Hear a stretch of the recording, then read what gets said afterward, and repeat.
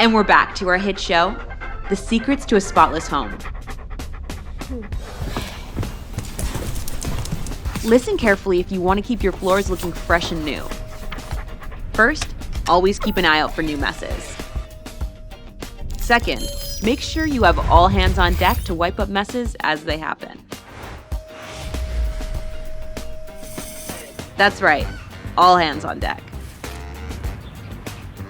Got all that? Third, make sure you have all of your cleaning supplies ready to go at a moment's notice. Brace yourself, you'll need a lot. Fourth, create a rigorous cleaning schedule and stick to it. And finally, when everything is clean and, never mind, maybe it's time for a commercial break?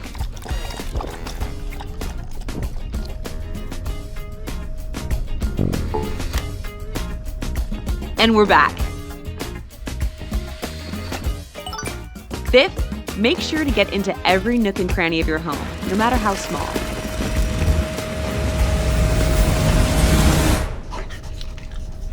Last but not least, do not leave anything on the floor, otherwise it will make cleaning up an even bigger hassle. Got all that? Just follow these simple rules and you'll be on your way to a cleaner home in no time.